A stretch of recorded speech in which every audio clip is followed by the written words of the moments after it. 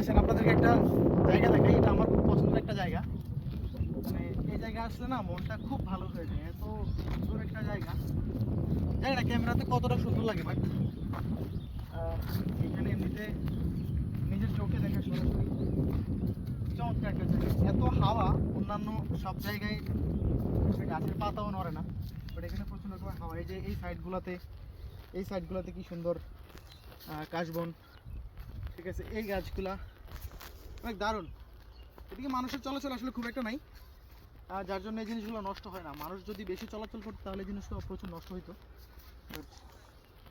না চলাচল না করার থাকার কারণে এগুলো খুব সুন্দরভাবে বাইচে আছে, দেখতে অনেক চমৎকার লাগে। একটু যদি ক্লোজ করে দেখাই, কাশবনগুলো অনেক সুন্দর।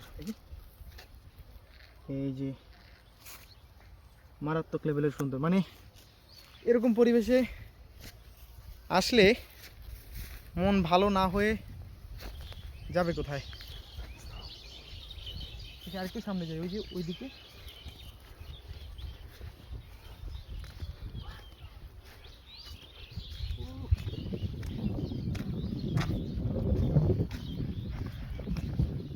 এই যে এখানে আশপাশে তেমন কোনো বড় গাছ নাই, এখানে একটা তাল গাছ আছে, খুবই সুন্দর লাগতেছে। এই যে এই দিকটা ফাঁকা, পুরো মাঠটা ফাঁকা, এই সাইডটা ফাঁকা, ওইদিকে সম্ভবত বাড়িঘর আছে। এখানে বাড়িঘর খুবই কম, জাস্ট কয়েকটা হিন্দু ফ্যামিলি আছে। এটা মূলত একটা হিন্দু এলাকা, মুসলমান এই এলাকাতে খুবই কম।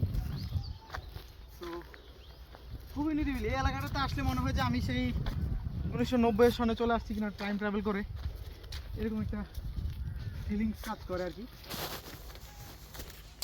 ও এটা ইয়ে দেখা যাচ্ছে কয়েকটা বাবুই পাখির বাসা, ক্যামেরাটা সামনে নিয়ে আসেন।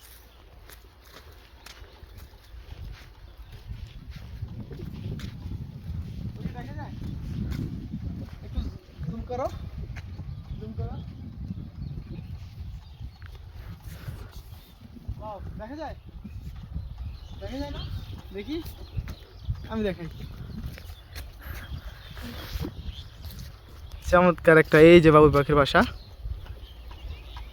একটা না আরো আছে, আরো আছে। এই যে আরেকটা হচ্ছে এই হচ্ছে একটা, আর এই হচ্ছে একটা। মানে আশপাশে তেমন কোনো গাছ নাই, কিছু নাই, গাছ নাই, কিছু নাই। এখানে জাস্ট গাছটা, ওইদিকে কিছু আছে, এই জায়গাটা ফুল পাকা, খুব সুন্দর একটা পরিবেশ।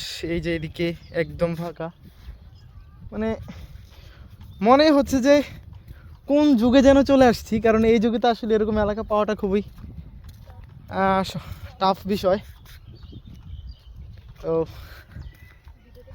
মাঝে মধ্যে এরকম জায়গায় যায় ঘোরাফেরা করাটা ভালো, শরীরের জন্য, মনের জন্য।